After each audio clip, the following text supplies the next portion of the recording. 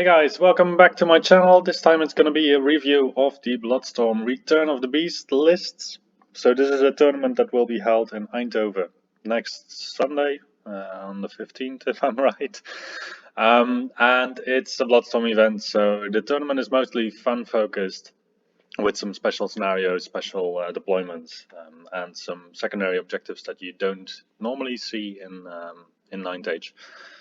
So most prominently, there's a scenario where one of the secondaries is to get your general killed, and one later is where you have to have your biggest scoring unit get removed from the field. So those are some limiting factors, I would say, towards list building. However, anyway, Bloodstorm is always meant to be a fun event where it's not necessarily about bringing the best army and cheesing your way through. There used to be a time where you could also win an actual cheese for the cheesiest army. So the intent is to just have a day where we mostly have fun. So it's also mostly referred to as an event rather than a tournament, because well, it's not that much of a tournament, rather just having fun rolling dice. I previously recorded this review with someone else. However, there was a very big mismatch in the volume between our voices in the recording to such an extent that I actually couldn't really hear the other person in my recording afterwards. So that is a bit of a shame because we already spent quite some time on that. And I also want to apologize to my friend for being involved and then not making it into the video in the end. I will upload the other version, so with my friend that we recorded together, and then you can judge for yourself. But yeah, it's to my, it wasn't really to my liking because of the sound quality. With that, let's get into it. We will start with Bart. This is a different Bart for myself. I am not playing with Warriors of the Dark Gods this tournament. So Bart has a Chosen Lord on a Chimera, he has a Sorcerer on a Dark Chariot, and then all kinds of different units. I like the list because it has a big variety of units. There's this very beefy Chosen Lord, he is the General, so he has to die one game. And that is going to be quite a trick, because it's a General with, I guess, like if I look quickly, like a 1-up armor and a 4-up Aegis with 4 wounds, resilience 5, I guess. So that is quite beefy indeed. And his biggest scoring unit is the 18 Warriors. That is also quite a decent unit. Otherwise, I think it's really fun when people bring favorite giants and other supplement giants to the event. And I think it's a list that, well, it is definitely quite a potent list in combat. However, out of combat, it doesn't do that much. Like, you have your wizard application, that's all your magic. So basically, you just have to rely on the 18 warriors, the 4 Feldrogs, the Chosen Chariot, the Giant, and the Chosen Lord. And that is obviously quite a lot still to deal with. I think it's quite a potent list. It can certainly dish out some damage, but it's also quite an iconic Warriors of the Dark Gods list. By the way, I'm going to try to keep it to like 1 minute per list, or preferably less, because otherwise it's going to be a very long video. So let's go to the next one. We have Luke with Warriors of the Dark Gods. Luke has a Wizard Master on a Skited Skywheel. I think this is a really cool choice because you don't see it that often, because the Skywheel really hampers the damage output basically of your Sorcerer. Like, you play him as a cowboy, but then he doesn't have any damage output at all. I have tried it once, I believe, and I wasn't that much of a fan. However, the mobility that you get from it, I would say that Occultism is a really good law for him, because then you suddenly do have the range for all the spells you want to cast. He also has a Chosen Lord. This one is less extravagant than the previous one. Also has 18 Warriors, and then he has a lot of mounted units. I think the only unmounted unit in the list is the Warriors, if I look quickly through the list. So it is a bit of a themed list in that regard, and that's always cool. Then we go to Paul R. This is another Warriors of the Dark Gods list, and I was looking through this list, and then I was like, oh, geez, 6 Ratchet ones. What am I going to do against those? He has quite a nice mix of different units. He has a mix of high IP with the Faldarak Elder, which is going to be a problem to some. And also the Great Weapon Chosen Lord with Sloth on a Chariot with Entropic Era. That is a model that I also have been wanting to play for a long time, and I never got around doing it. But it seems like a really tough model to get off the table. I think it's quite a strong list actually, with the Wretched Ones, with the Fellow Elder, the Chosen Lord, and still a Chosen Chariot with Wrath. I don't know why he does Wrath. Maybe it's because it's cheap. Because Wrath doesn't really boost the Chosen Chariot, but it does. The enemies do get +1 to hit against it. So, yeah, I think it's quite cool that he took 18 barbarians, just so he has another unit that is equal size of his warriors, and he can just let the barbarians die. Then we have Peter Jan. Peter Jan brought most magic of the Warriors of the Dark list, I think, with a Wisdom Master on the Battle Shrine, so he can take the Comet from Thaumaturgy. I forgot the name now, but the Comet. And then otherwise he has also mostly like a mounted list with Lord of the Carcadon, then 2 units of warriors for your core, and then 2 units of Chosen Knights. I think this is a bit of a less scary list because, well, there's mostly the 2 units of Chosen Knights that are quite potent in combat, but the rest is still manageable for a Warriors of the Dark Gods list. However, maybe he will surprise me with his magic and other stuff. And we go to Roel, who is also playing Warriors of the Dark Gods, so we have a total of 5, I think. Yeah, we have 5 Warriors of the Dark Gods at the event, which is one of the most popular armies in that way. We have a Feldrak Ancestor General with paired weapons and supernatural dexterity. That guy is a very potent model at his point size. I believe with 7 hit points, paired weapons, supernatural dexterity goes to 7 attacks, that's strength 6, I guess, with agility 7 or so. So that is definitely quite decent, and I don't really know if a lot of players will have answers to this. What is funny in this list is that we have 3 Feldrak based units, whilst normally if you play Feldraks, then the main strength of Feldraks is also that they ignore panic tests of other units, except for other Feldrak units. So it's a bit easier in that regard to get panics on the Feldraks. However, with the mobility of the units, it will probably still be fine. A general trend in the list is that there's a lot of mounted warriors of the Dark Gods, which is quite funny to see, I would say, and no Helmors at all. Then we go to Almor with the 9 Dynasties. Almor brought a Pharaoh and a Shah Guardian, so another big beast. We have quite a lot of big beasts at the event so far. And then a Death Cult Hierarch, Wizard Master, Divination, some Chariots, some Cataracts, and a Colossus. If you compare this to the Warriors list, I would say that it's a little bit less combat-y, in the sense that that's not that much damage as the others. However, you have full magic support with Wizard Master and Divination that can heal also back units. And these Tomb Cataracts, that is really a grindy unit at this skill. So I would be quite scared of this list, to be honest. We also have Ortwin. Ortwin took a different approach with the 9 Dynasties. So he read the rules back carefully, and he took a general that's 135 points that can die some game. Then he took a core unit of 30 skeletons and a special unit of 30 Necropolis Guards, so that his core unit can die rather than the special unit. And Necropolis Guard, yes, they are really, really good if you manage to get them in the correct matchups. I heard before that it's a bit of an agility game where if you get to strike first with the Necropolis Guard, then they really dish out quite some damage. And if you get to strike last, then depending on how many of them die, then it's not going to be a pretty story. And yeah, obviously you have to be a bit careful with your flanks and getting engaged in multiple sides with the Necropolis Guard. But then again, 2 Battle Sphinxes at 3.5k and still 5 Tomb Cataphracts. I think Ortwin's going to be fine.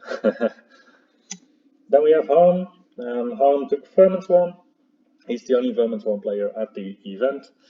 I know that this is basically his ETC list, but then toned down a bit in terms of scale. So in his ETC list, he has some extra. He has an extra arena beast, and he also played some Doomspark devices. And the Mamillo brutes are now replacing Fetish brutes, big unit of Fetish brutes. This is really a scary list. It's really a scary list. I don't see any real weakness in this list, and I think there's also going to be a lot of people that will struggle against the list. It's definitely going to do good with the Ruinous Dictator who makes everyone fearless within 18 inches, and if you are steadfast, then you are unstable. We had a funny situation when we were practicing a game, and I was playing Dread Elves, and I just went into one of these blocks, just trying to kill them to the man, and then I won combat by 17 because I did a really incredible amount of wounds. And then I actually discovered that if you're steadfast and you are within range of the Dictator, then you're not capped to only receiving 12 wounds as Undead would be. So yeah, 17 wounds to the unit and then the unit was gone. So my advice against this would be to go into one of the blocks, whittle them down a little bit with shooting, and then push through, and then try to crash the list from within. However, the Ignifier Grenadiers will be ready to shoot at you once you try to close the distance. So yeah, a really solid list. I'm curious to see how he will perform this event. Then we have Arjen with Sylvan Elves. Sylvan Elves with, and this is a type of list that I really like, where you just have basically one choice each.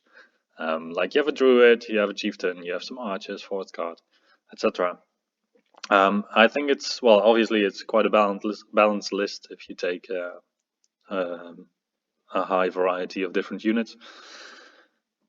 I never really know why you would take the Sentinels, I believe, because the Pathfinders are the really good ones, and the Sentinels are like meh, in between. They do have poison, I believe, so maybe that's the reason. But I personally, I don't find the 280 points for the 8 models worth it. Yeah, I don't know how experienced Iron is with Sylvan Elves. If I would play with this, then probably I would lose quite a lot. But yeah, we will see how it will go with him. Now we have Paul. Paul took a different approach to Sylvan Elves. He took the elves out of Sylvan.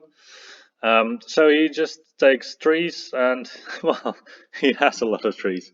He clearly went for a fun pick with a tree list with only one very big tree, like no tree fathers at all.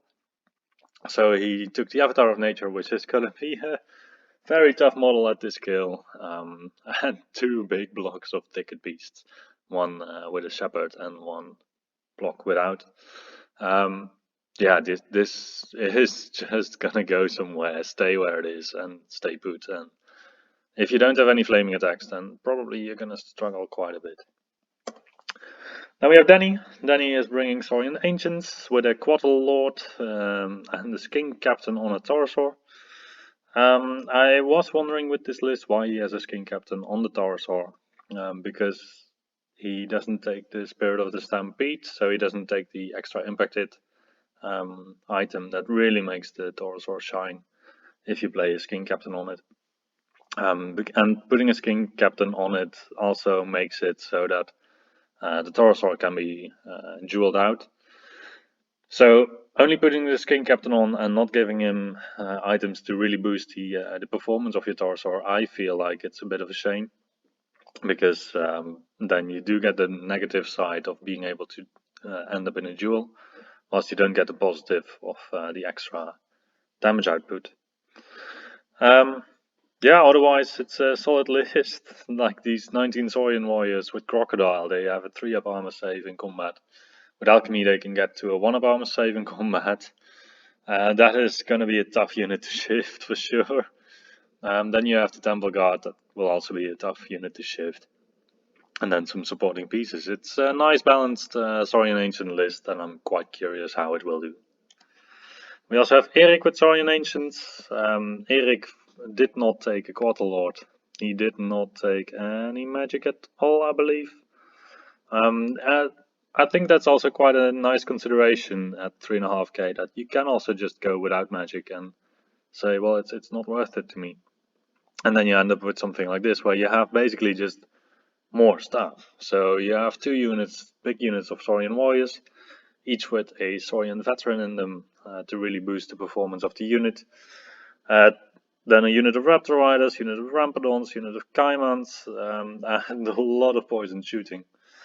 So the big monsters are going to fall down, hopefully, to the chameleons and the skink hunters. And then the smaller size units are going to hopefully lose the grind against the Saurian warriors. And the rest, I think it's a good list, because the Saurian warriors, they still perform quite well, I would say. Nick is also playing Saurian Ancients.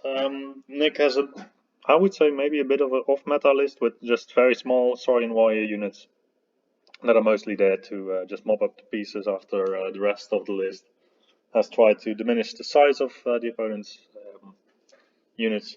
So you have the 2 times Raptor Riders, you have the double Taurosaur, and you have a Saurian veteran on a Raptor, who also dishes out quite some damage.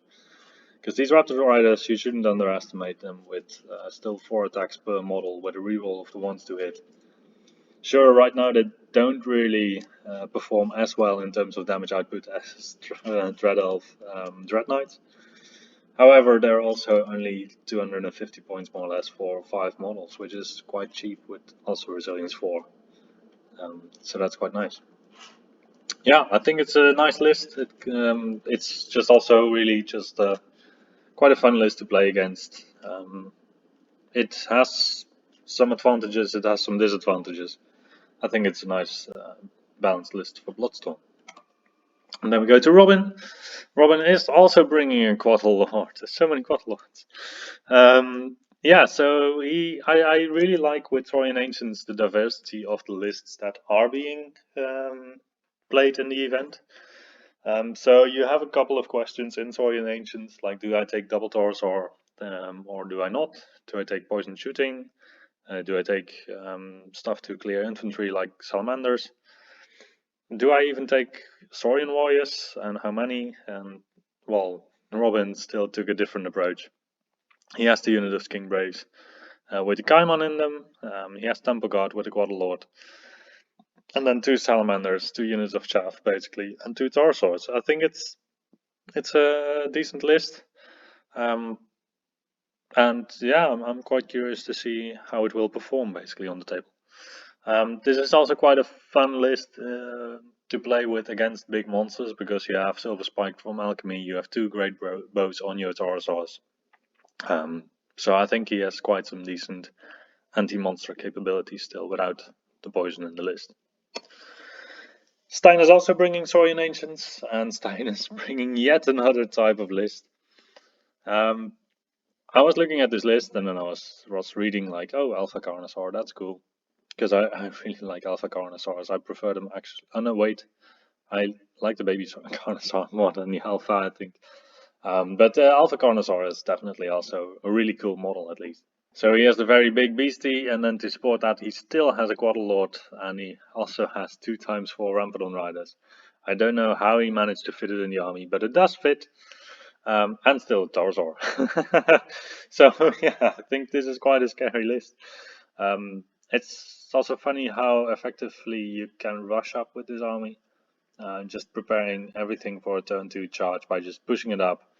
Saurian warriors can probably take a charge, and then the Rampadons, they are ready to charge, and then, well, either it goes well or it doesn't.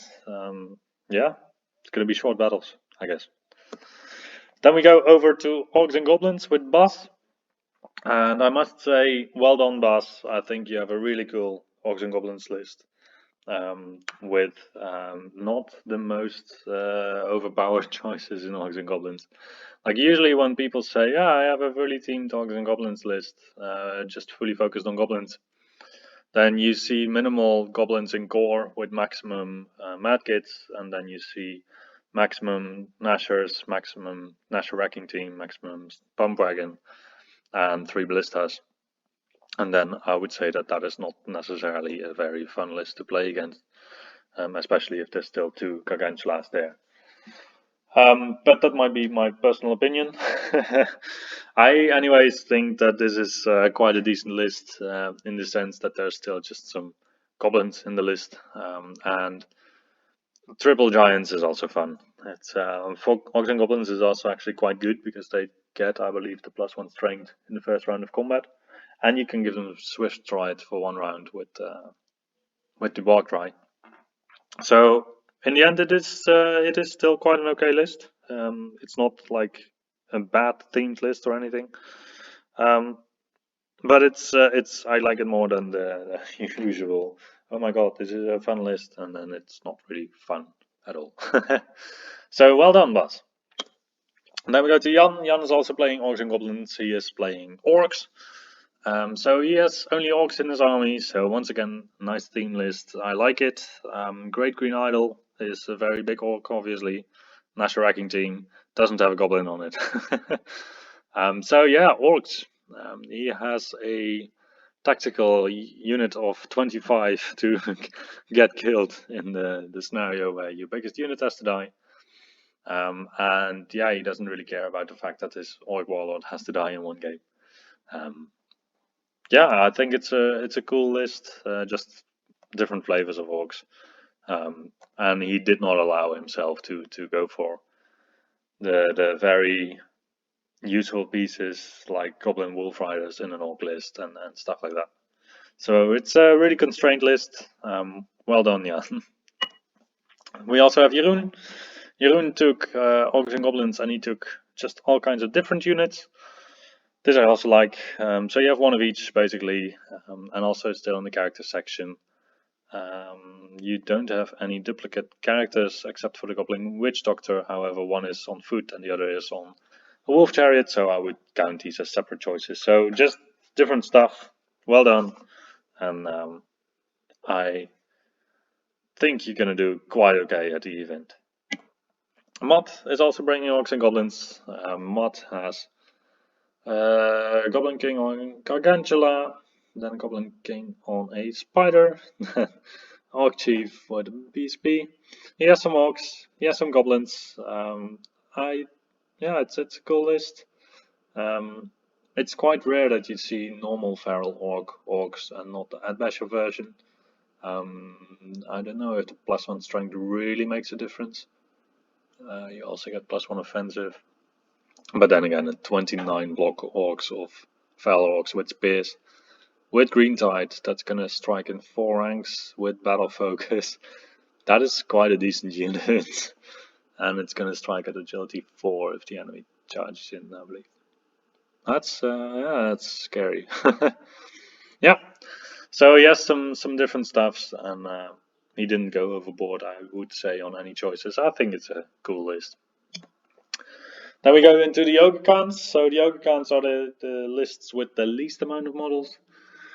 This list from Kuhn, I believe, is actually the list with the least amount of models of the entire event. So you would assume that they are very high quality models.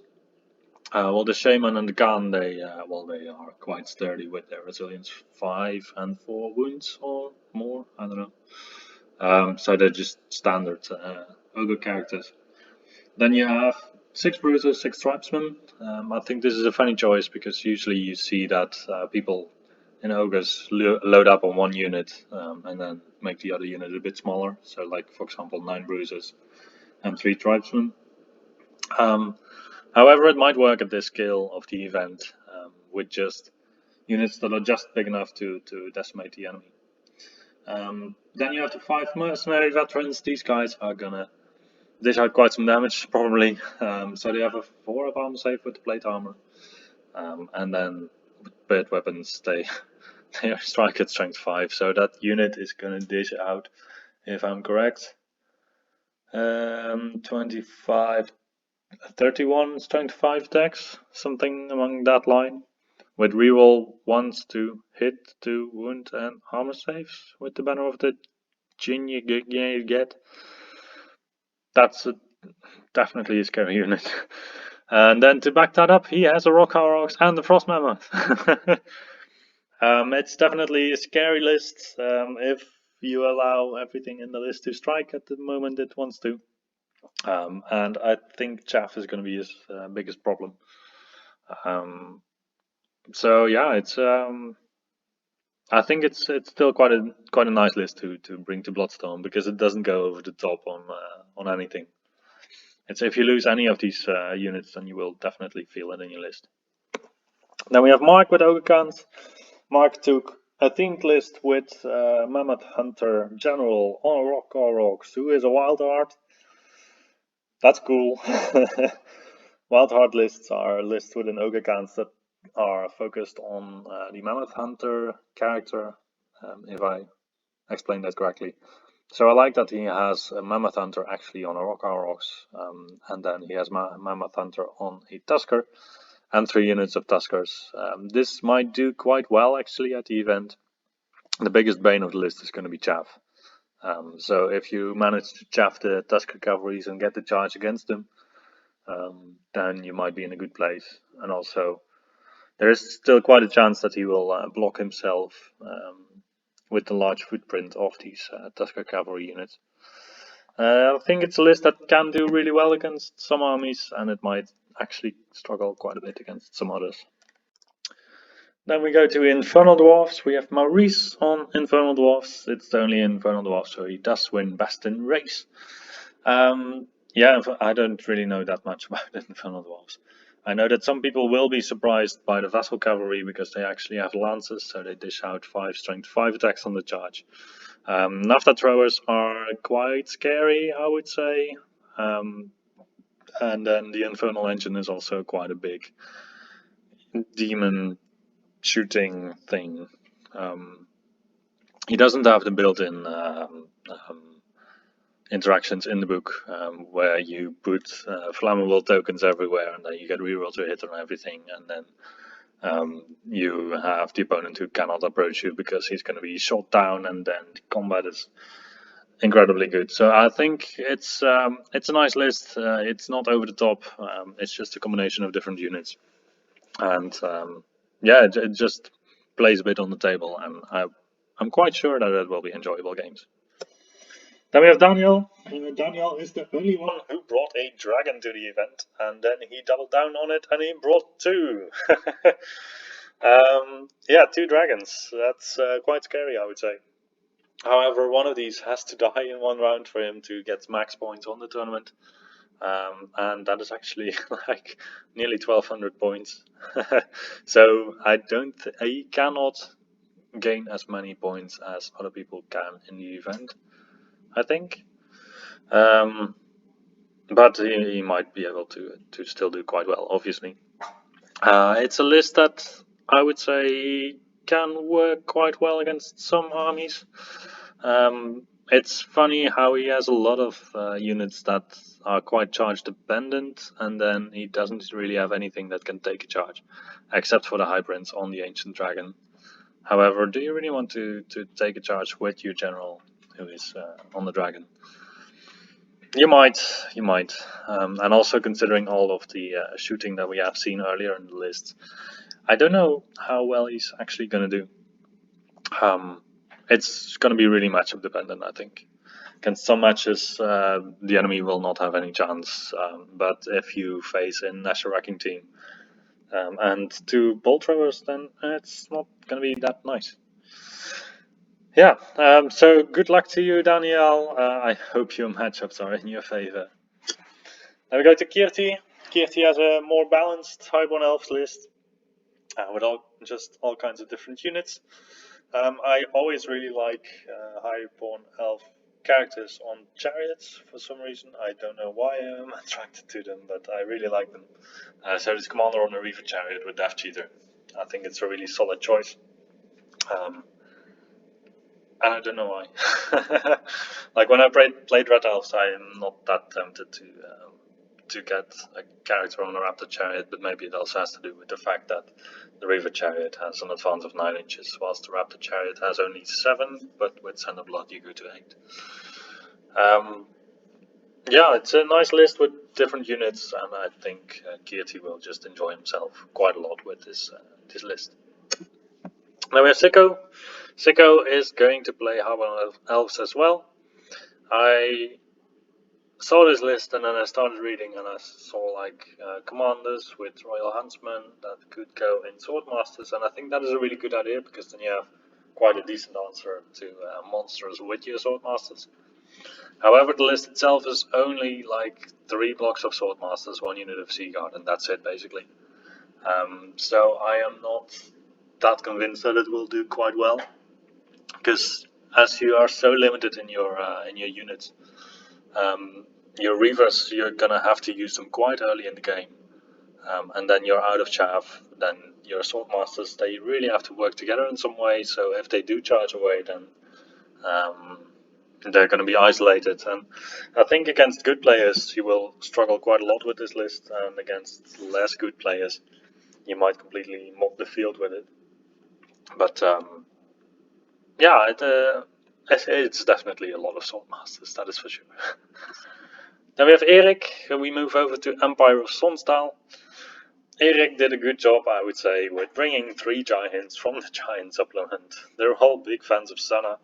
This means that they're basically the giant flagland models, and they have big brothers, so they go to an extra hit point.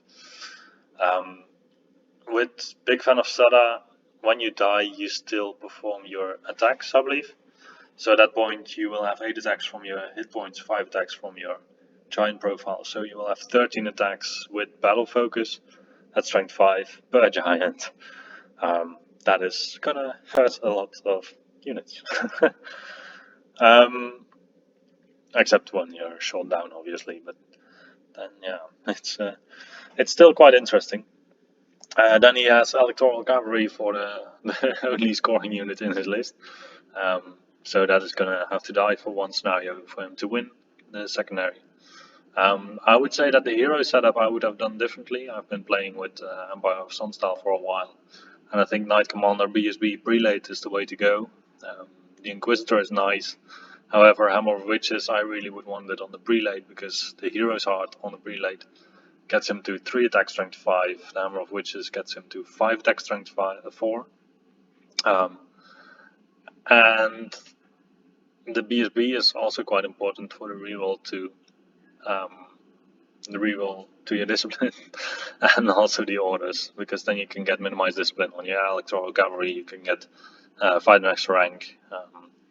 There's a lot of upgrades that you could do to this list that I see, because I have been playing for the ETC now, training for the ETC with Empire of Sonsdal, with the Knight list. So I would have done the character setup differently, but it's a fun list. I am really curious how people will react to it. Then we have Jordi with Empire of Sonsdal. Jordi has a mix of different units. I always find that if I really mix through all the different units in Empire, then it can either work really, really well, or it doesn't do anything. And I don't know what will be the case here. You have a Knight Commander with a great weapon, which is kind of weird, I would say. The Marshal has Death Warrant, but your unit only has 7 Electoral Cavalry, so you're gonna spend 65 points to get battle focus on 7 attacks if all of your cavalry are still alive. I think there's some choices in the list that I would definitely have done differently. But it's well, for Bloodstorm it's a perfectly fine list with State Militia that can just move around a bit, with 2 units of Knights, 1 unit of Electoral Cavalry. That's quite beefy still with all the characters. I think he's actually gonna not perform that well against some armies, because he doesn't have enough fighting troops, basically. Because in the end he only has like the 7 Electoral Cavalry and 6 Knights of the Sun Griffin. I think he's missing some punch somewhere. Then we have Levi. Levi has Empire as well, and he has the more infantry based list with 40 heavy infantry, 32 Imperial Guard, 24 Flagellants. That is quite a lot of infantry to chew through. I think it's a nice balanced list with a lot of different choices, and yeah, it just looks like a nice Empire list to me. Then we get into the Dwarvenals. I believe there's quite a lot of Dwarvenals, actually, to be honest. So there's like 6 different Dwarvenals list. There's still some variation in the list. This is one of them, obviously. So we have the Greybeards, we have the Warriors, we have some supporting special units. Some Seekers, not too big on the Seekers, which I actually like because I don't really like Seekers as a concept. And a Catapult and a Cannon, Flame Cannon, I mean. He has a nice mix of all kinds of different units. I think it's a nicely themed list, and therefore I like it. We also have Joris, he also brings Dwarvenals. He brought twice as many Seekers. Yeah, it's once again just a list where you have a lot of different choices, and I really like it because it doesn't feel like fully maxed out on anything. Yeah, it's a good list, Joris. Nice. Lewis also has the Dwarvenals. Honestly, I feel like this one is a bit more maxed out. So you have an engineer general who is quite effective because basically he is a cannon with a Wormslayer rocket. Then you have just full core with small darts that can get in the way and be useful as chaff and still offer some shooting support. Then you have a big block of Hold Guardians that will basically just be your big block to kill off anything. And then 15 Kingsguard are really efficient in killing stuff, just in general. With high defensive skill, with resilience 4, with still a 4-up armor, I believe. They are actually quite resilient, so they won't lose by that much, and then you might still pass your discipline test to hold, and still you have 2 attacks per model with strength 6. That is quite decent. I think if I would optimize it a bit further, I would have put in a BSB for the rerolls on the Kingsguard. But yeah, otherwise it's definitely quite a strong list. Then we have Niels with Dwarvenals. Niels has a king on a war throne, and this king is gonna lead this army. It's a small army, and I think there's a bit of a anti-synergy between the Seekers and the Organ Guns. So I say that mostly because you have 3 units that are going to stay behind: the Greybeards, the Clan Marksman, and the other Clan Marksman. Possibly the Greybeards are also going to Vanguard up or something. I don't know what the runic standard of swiftness does, but it could be Vanguard. And then you have 2, so maybe 3 units that Vanguard up and just are going to try to land in front of the enemy. And then you have the Organ Guns to mob up the rest. If your opponent deploys quite wide, then you mitigate the Vanguard, you can walk away from the Seekers, and then that's it, basically. Also at Bloodstorm, there's always a maximum of +2 for starting the turn. So you can drop everything and then hope that you get the first turn, but there's still quite a chance that you will not actually get the first turn after your Vanguard, and then your opponent can completely outplay you. With the Organ Guns that will stay behind, that will probably have 1 turn to shoot and then get removed from the game. Then we have Peter with Dwarvenals. Peter has a lot of stuff. He fully loaded up on artillery. So he does have 2 ballistas, 2 flame cannons, and an organ gun. I think this is just a good setup for Dwarvenals artillery, because 1 organ gun still performs as good as 2 organ guns normally. And yeah, still a lot of combat actually. You have the Greybeards twice. You have a unit of Kingsguard. I think this is quite nasty, to be honest. It's gonna perform quite well, I think. You have the ranged threats for big monsters and also for infantry with the flame cannons and ballistas. And then you have the infantry to mob up the rest. Then we have Ton with Dwarvenals. Ton went full on the Seekers. Yeah, Ton really nice. I don't like Seekers that much. So it turns the matchup in quite a polarized matchup where you either have an answer to the Seekers or you don't. And yeah, if you do, then then it's not a nice game for you, and if you don't, then it's not that much of a nice game for your opponent. So that's a bit of a shame. However, if you're really a fan of Seekers, then I'm not the guy to tell you no.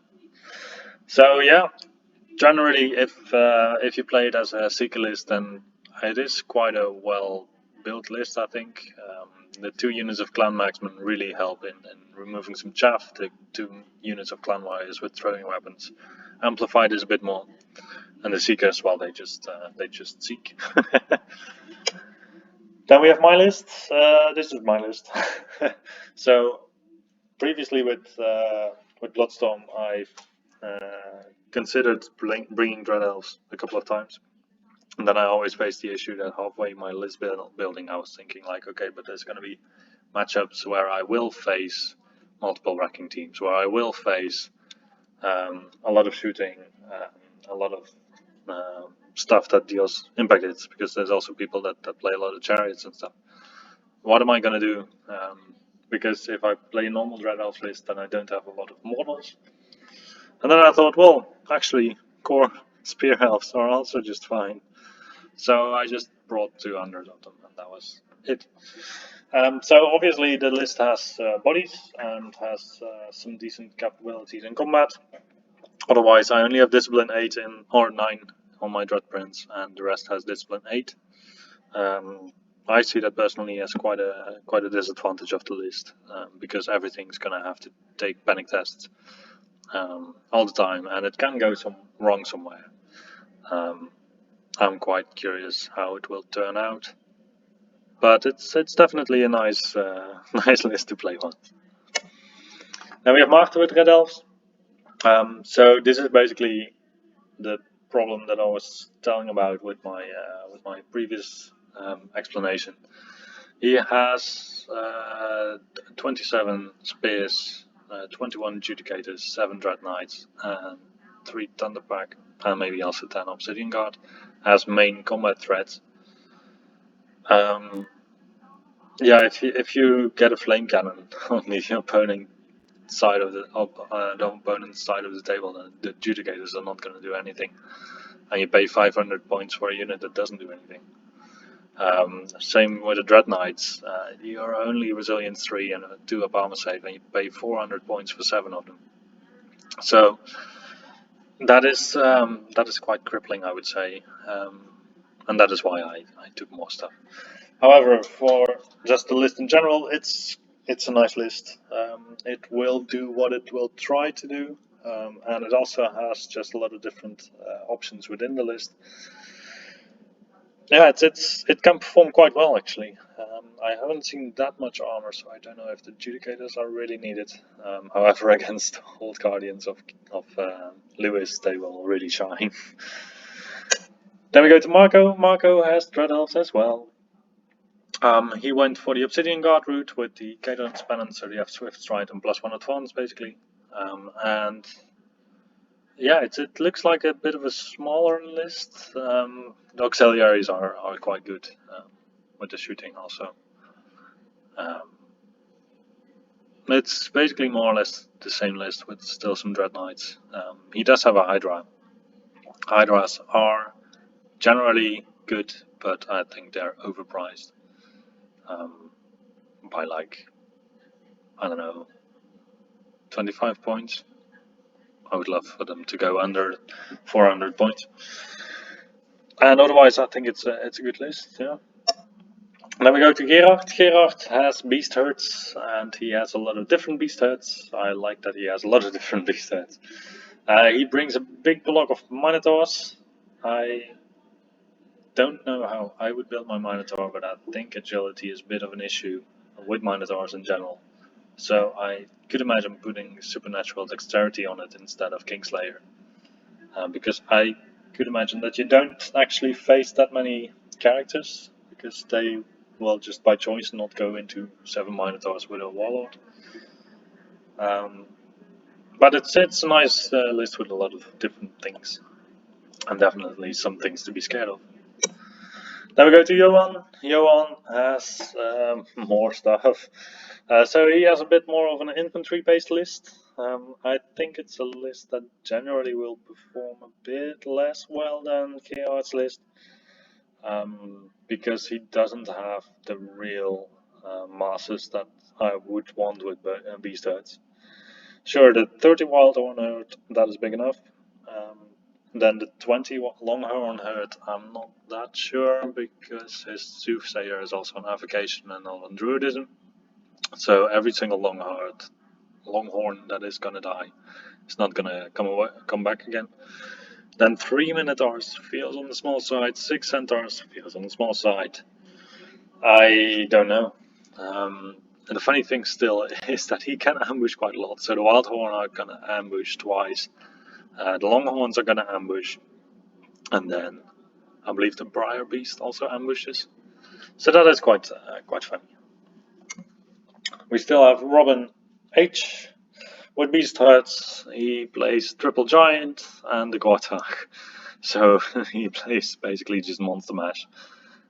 With still a Beast Lord on the Razor Text Chariot and a Minotaur Chieftain in Minotaurs. So he's not fiddling around, he's just gonna go in there, just gonna kill everything and then continue his journey. It's gonna be a list that works quite well against some things, and yeah, it's as long as you don't face something that hits harder than you, then you're fine. And the chances of that are quite okay, I would say. So Robin, well done. It's a list that can definitely pack some punch. With that, we arrived at the last list, so this is going to be it. I think there's a nice variety of lists. There's a lot of different armies. There's within the armies also a lot of variety of different lists. If I would have to pick favorites, I would say that Harm has a really potent list for the event. Ortwin also has a really good list. And otherwise, yeah, Daniel, depending on the matchups, I think. Yeah, and there's Lewis, Lewis with his dwarves. Yeah, I think we have quite a nice pair of lists for the event, and I am looking forward to seeing you on the 15th of May.